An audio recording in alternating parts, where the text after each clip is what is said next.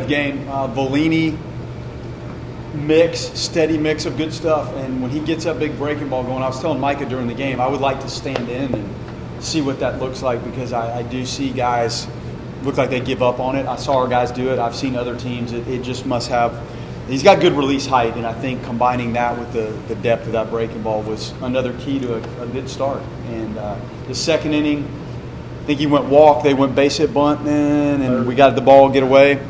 And punch out. So we talk about being your own reliever. If you're going to be a good starting pitcher, you've got to relieve yourself from time to time, and that was big. Like, the game was up for grabs at that point clearly, and that inning could have gone sideways in a hurry. And I thought he made some of his best pitches when he needed to in that inning, and continued to just mix and match. And Micah did a beautiful job navigating and feeling, and when he feels like a hitter's on something, he seems to have a good knack for adjusting. Our defense tonight, for the most part, was really, really solid. The double play was as fine a play as I've seen. Faroe, he's so rangy and physical. He sometimes, like the play the other night, he makes those left and right plays look so easy. And to make the jump throw and Lodis to finish it with the poise, that was a great play. But if you're going to pitch and extend, you have to defend. And I thought there was a lot of little ground balls. Faroe had several little awkward ground balls. Fisher, Lodis made some tricky plays look easy, so you have to defend. Thought Prescott was as good as I've seen him. Tuesday night, he got burned in 0-2, 1-2, and 2-2 counts when he's trying to throw balls like off the plate. And those are tough lessons, but I thought he was better today. The physicality of our team showed tonight. We know that's there, but it has not shown up as much with the ball over the fence as it did today. Faroe from both sides of the plate, you don't see that very often. You can go years, decades, and not be in a park when that happens. Happened today. So good. Miles, good stroke. Lodis popped the ball. Like, there was some damage, and if you're going to score in this setting with these kind of arms, you need to hit some balls like with some authority if you're going to try to score in bunches there. So that was good to see. You mentioned Faroe's double play. You mentioned the home runs from both sides of the plate. Having that versatility from a guy in the middle of your lineup, how great is that as a coach, just to be able to use it in all those ways? Love it. Like, he could play other positions out there. I think you could put the guy anywhere on the field and he could figure out how to do it. And he's physical. The pitch selection, like, we're seeing growth out of some of the guys and what they're swinging at. And that really matters. And he's progressed nicely with that, and he has a pretty good knack for his base running stuff. So we're watching a player develop and turn into a very well-rounded, complete guy. Tonight was obviously a pretty emotional game, especially towards the end of it. Seems like you have an emotional team this year. You had one last year. Do you like that? But also, how do you kind of make sure that things stay on the tracks and that the team channels it in the right way? The guys like to compete, and there's a lot going on for them as they compete, and they want to win, and both sides want to win, and I think that's part of it. And I think it keeps them wanting more and on their toes and excited.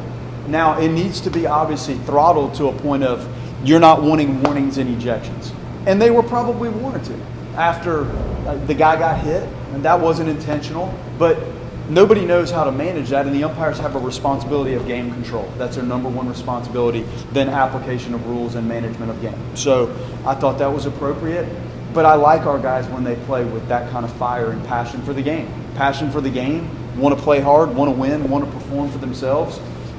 For the fans, like, that says a lot about the guys.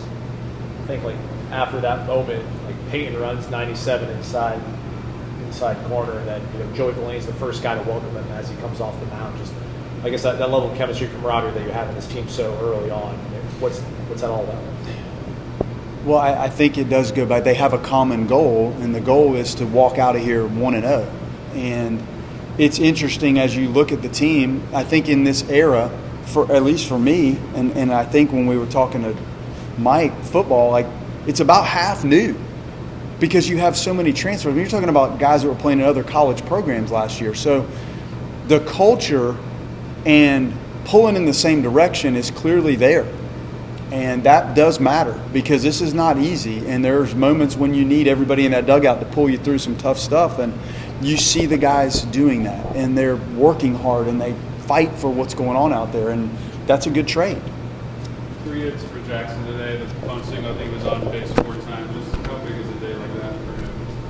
It's great, and he's gosh, I look at the walk to strikeout ratio, and it's as good as you could ask for, really. And he's had some tough luck, but you have to create your own luck, and the only way to do it is by continuing to have good at bats and good pitch selection, stay within yourself, and that's what he did. That was his game today. Like he showed his game. Like for a catcher to base hit bunt, if it's available to you, then do it. And it might have helped Gage later in the game, because they might have started to respect it a little bit more when Gage chopped that one. But it was good for Jackson. He needed that. I'm sure he's in there happy as can be. Max had 3 walks today. It was almost his season total. Came into the day with 4. Did you have a conversation with him? It seemed like kind of changed his approach and took more than normally. He's pretty aggressive. I played them in our pregame meeting, the Astros manager speaking about Cam and the recognition out of the hand. I don't know if you guys caught it, but it's an interesting little interview on how Cam has stepped in and managed Major League pitching and pitch recognition. And you guys sat in here 2 years ago when we tried to talk about that, and sometimes that's a tricky trait for hitters to learn. But he did manage early count decisions and later in the count decisions, which was really good. And he's getting it going. Like Max is finding that little swing that he needs, but you could find the swing and swing at bad pitches, and you're still not going to flourish. So I think we're on the right track with him. But we talk about it basically every day. But I just played the Astros manager talking about what he sees with Cam and pitch recognition and early decisions, and kind of has a sense of, we call it approach, but you could tell Cam was taking some approaches to the plate, and that's good. And I played it for the guys.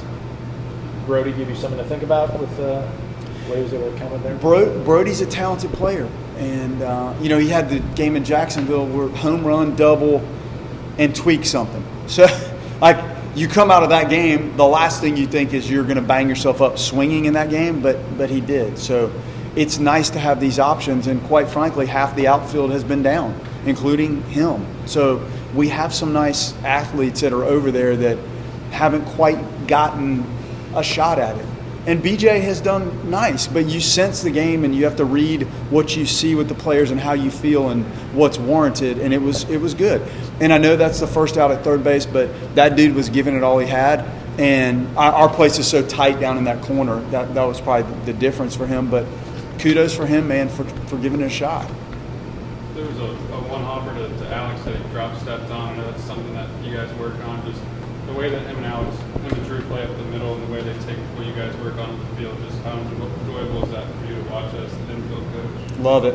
I love it. That little drop step's a tricky play, and you can't really fungo that. And I've started to use the machines like you guys have probably watched, and I can create the top spin. And he made 2 plays today that were difficult infield plays look easy. And the game clock, you could feel that he has an understanding of the runner, where he is, what he needs to do to deliver the ball. So it's fun.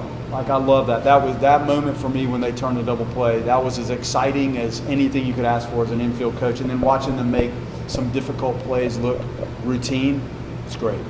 Did you feel like there was any difference in the attitude or mindset with the team now that it's ACC play?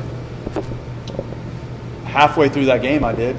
It was just an exciting game. I don't know that there's any more desire to perform because Boston College was here today and it starts ACC play. Now, there's ramifications of how you perform in the ACC, but there's ramifications of how you perform the last 4 weekends, and on Tuesdays it all matters. So I don't want to, in any way as a coach, ever maybe discount games 1 through 15 or 16, and then all of a sudden you're trying to do something different because conference play starts. What can I ask of them to do more of than they had shown me up to this point?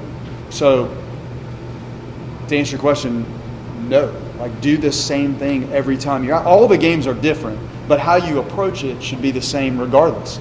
It should have been the same last year in Omaha. Like, let's approach this thing the right way to give yourself the best opportunity to come out on top.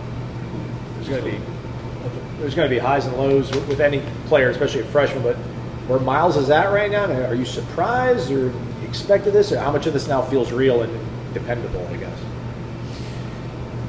I love the way he's acclimating to first base. He's made that look easy, and it's not, especially for somebody that hasn't played it. That has been really exciting. You can see the firepower and the strength at the plate, but he's lengthened the swing a little bit, so there's a little more contact. There were periods of time where, and he's still fighting to strike out, but he's just managed this zone better, the length in the zone. And we've seen him hit balls the other way like tonight, and he's starting to show the ability to pull the ball. So it's not just an in and out swing. It's starting to level, and just the pure strength and hand speed that he has, you just don't see it. And TrackMan, our metric system, grabs things. Some of the balls he hits, it doesn't calibrate. Like the ball he hit the other night, it said it went 200 feet. The spin and the launch angle, I think it was 49 degrees, the one he hit, I guess it was Tuesday. But the spin and all the equations that it has, sometimes it can't even grab what he's able to do with the bat. And I can't say that I've seen that. So I'm very pleased with the progress. I love what he's doing at first base. And we're going to have some ups and downs at the plate, but you're seeing somebody mature and develop like before your eyes. Just with the doubleheader set tomorrow, you'll still go with Jamie Jamie first. Good? Yep. All right, fellas. Thank you.